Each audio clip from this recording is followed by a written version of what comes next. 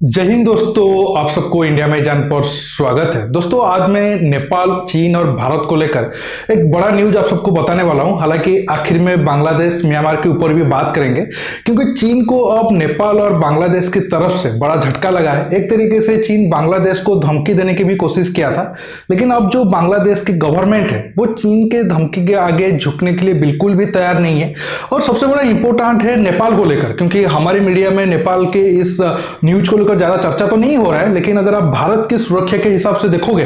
ये न्यूज बहुत ज्यादा इंपॉर्टेंट है। क्योंकि आप सबको पता होगा, जब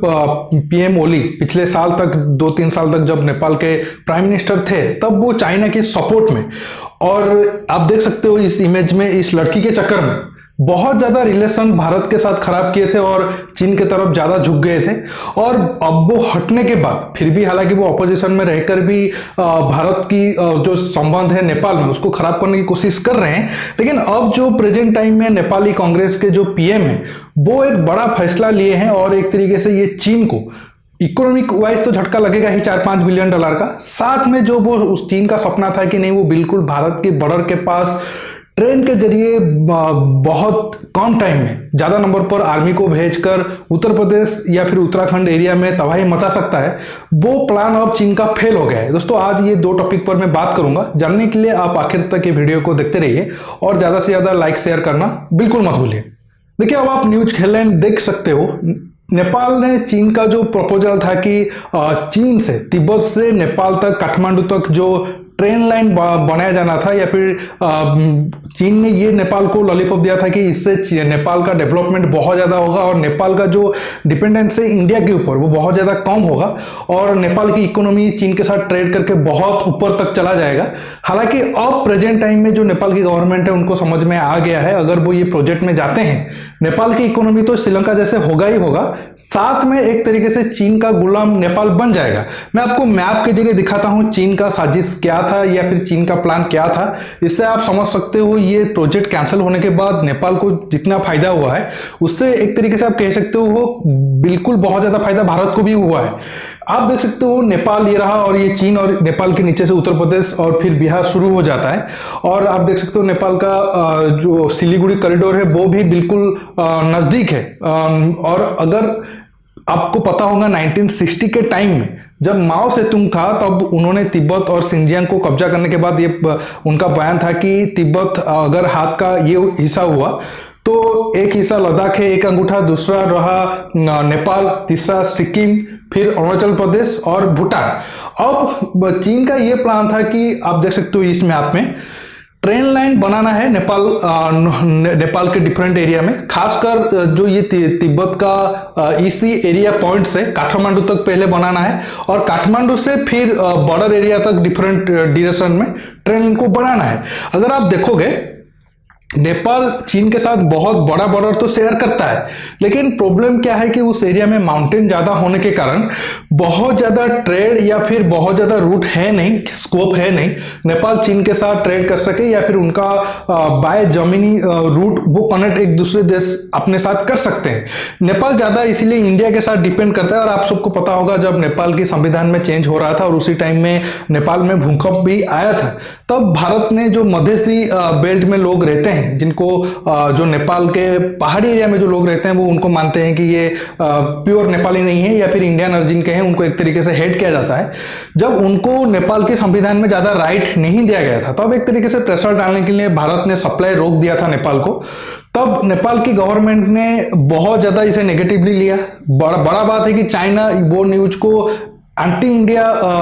न्यूज में बदलने में कामयाब हो गया। और सबसे बड़ी बात, प्रॉब्लम इंडिया के लिए ये था, या फिर आप फेल एक तरीके से कह सकते हो, जिन लोगों के लिए, जिन मधेसी लोगों के लिए हम तब ब्लॉक किए थे कुछ महीना तक सामान, ताकि नेपाल की गवर्नमेंट प्रेशर में आ जाए, क्योंकि उनके साथ नेपाल का ट्रेड करने का या फिर नेपाल का अगर रूट कोई भी सामान नेपाल तक पहुंचे या नेपाल कोई सामान दूसरे देशों तक भेज पाए, वो सिर्फ भारत ही ऑप्शन था। लेकिन वही मधेसी लोग ही इंडिया के एग्नेस्ट हो गए, इसी वजह से वो प्लान ज्यादा कामयाब नहीं हो पाया और बहुत बहुत ज़्यादा एंटी इंडिया सेंटीमेंट नेपाल में फैल गया था। उसके बाद कालापानी लिपू लेक को लेकर क्या क्या हुआ था वो सब आप सबको पता है। तब चीन ने ये प्रपोजल दिया, चलो हम एक ट्रेन लाइन नेपाल को कनेक्ट कर देते हैं, तो फिर नेपाल को क्या होगा कि वो चीन के थ्रू बिजनेस करने में नेपाल कामयाब होगा और नेपाल का एक बड़ा मार्केट, चीन जैसे बड़ा मार्केट का एक्सेस नेपाल को मिल जाएगा और नेपाल को भारत के ऊपर डिपेंड होने की जरूरत नहीं पड़ेगी। अगर आप मैप को ध्यान से देखोगे, लासा जो तिब्बत का राजधानी है वहां से बिल्कुल काठमांडू तक जॉइंट करने की बात थी, फिर काठमांडू से डिफरेंट डायरेक्शन में बॉर्डर एरिया पर, भारत की बॉर्डर एरिया पर ट्रेन आना था। अभी अगर आप देखोगे इस प्रोजेक्ट में ये जो ग्रीन एरिया है ये खत्म हो गया है लासा से सिकता से, और अभी ये वाला काम चल रहा है और ये वाला जो काम है केरुंग से काठमांडू, ये तकरीबन 80-100 किलोमीटर का है और ये इसी प्रोजेक्ट में 3 से 6 बिलियन डॉलर तक खर्चा होना था। हालांकि पर्टिकुलर कितना अमाउंट खर्चा होगा उसका कोई खुलासा नहीं था। आपके मन में सवाल होगा, सिर्फ 100 किलोमीटर या मैक्सिमम 120-150 किलोमीटर के लिए 6 बिलियन डॉलर, ये कोई बहुत ज्यादा रकम नहीं हो रहा है जी, बिल्कुल ज्यादा रकम है। और एक तरीके से आपके मन में सवाल होगा, शायद इतना ज्यादा रकम खर्चा करके नेपाल को कर्ज जाल में भी फंसाने का चीन का मकसद था। ये भी सही है। इसके साथ अगर आप देखोगे नॉर्मली ये रूट को बनाने को लेकर बहुत ज्यादा पैसा भी खर्चा होना था क्योंकि जो नेपाल और चीन का बॉर्डर है इतना माउंटेन एरिया है और दुनिया का सबसे एक तरीके से आप कह सकते हो दुर्गम इलाका है। तो इसी इलाके में जब भी आप ट्रेन लाइन बनाओगे आपको बहुत सारा टनल वगैरह ये करना होगा, बहुत कुछ करना होगा। प्लेन एरिया में जब ट्रेन लाइन बिछाने का कॉस्ट इतना होगा, माउंटेन एरिया ये खासकर नेपाल चाइना बॉर्डर पर अगर वो ट्रेन लाइन बनता उससे 10, 20 या 30 गुना ज्यादा तक पैसा भी खर्चा होना था। लेकिन बड़ा बात यह है कि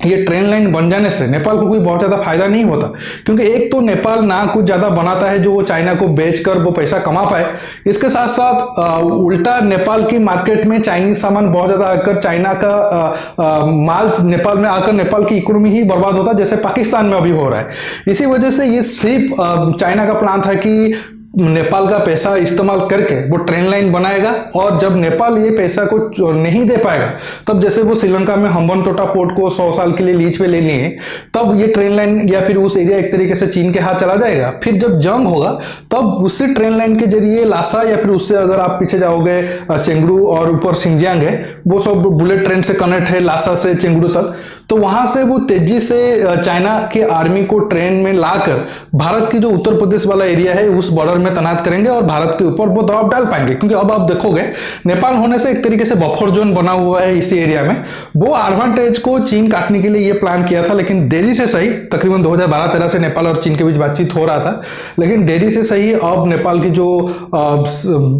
पीएम है उनकी बात में ये समझ में आया कि नहीं ये चाइना का एक तरीके से ट्रैप था। अब ये प्रोजेक्ट कैंसिल हो गया है। अब आते हैं बांग्लादेश के ऊपर। आप सबको पता होगा दोस्तों, बांग्लादेश के ऊपर भी चाइना का इन्फ्लुएंस बहुत ज्यादा था, लेकिन अब बांग्लादेश को समझ में आ गया है कि वो चीन के जाल में अगर फंसेगा तो उससे बहुत ज्यादा के नुकसान होने वाला है। अब म्यांमार को एक तरीके से चीन इन्फ्लुएंस में डाल रहा है और म्यांमार में बहुत सारे नावाल बेस भी बना रहा है। अब बातचीत ये चल रहा है कि क्वाड को और एक्सटेंड किया जाएगा या फिर और मेंबर को ऐड किया जाएगा, उसमें बांग्लादेश का नाम भी आ रहा है और चीन धमकी दिया है कि बांग्लादेश को कभी भी क्वाड में अगर वो शामिल होता है तो एक तरीके से चीन इसे बहुत बड़ा नेगेटिव न्यूज के तौर पर देखेगा और बांग्लादेश के गवर्नमेंट को चीन ने धमकी भी दिया था। लेकिन बांग्लादेश ने ये सारे रिपोर्ट को खारिज कर दिया है और मुझे लग रहा है अगर अच्छा डील अमेरिका के साथ या फिर एक ट्रेड डील अच्छा मिलता है तो बांग्लादेश क्वाड में आ सकते हैं, क्योंकि बांग्लादेश का म्यांमार के साथ ज्यादा संबंध अच्छा है नहीं। म्यांमार का मिलिट्री बांग्लादेश से ज्यादा ताकतवर है, हालांकि बांग्लादेश की इकोनॉमी म्यांमार की मिलिट्री से बेहतर है। अब म्यांमार में चाइना का इन्फ्लुएंस बहुत ज्यादा है, तो इस एरिया में काउंटर करने के लिए बांग्लादेश को भारत या फिर अमेरिका जैसे वेस्टर्न कंट्री के साथ रहना होगा। अगर अब बांग्लादेश आगे जाकर क्वाड या फिर जो वेस्टर्न अलायंस बन रहा है चीन के खिलाफ उसके साथ आता है तो हमें भी काफी ज्यादा फायदा होगा। दोस्तों आज के टॉपिक में बस इतना ही। कल मैं चाइना के ऊपर और भी बहुत सारे वीडियो बनाने वाला हूं। आपको ये वीडियो कैसा लगा नीचे कमेंट बॉक्स में कमेंट करके बताइए और ये वीडियो को ज्यादा से ज्यादा लाइक शेयर करने के साथ साथ आप मेरे चैनल को सब्सक्राइब करिए और सब्सक्राइब बटन के पास जो बेल आइकन है उसे प्रेस करिए। दोस्तों रुकता हूं, नमस्कार, जय हिंद।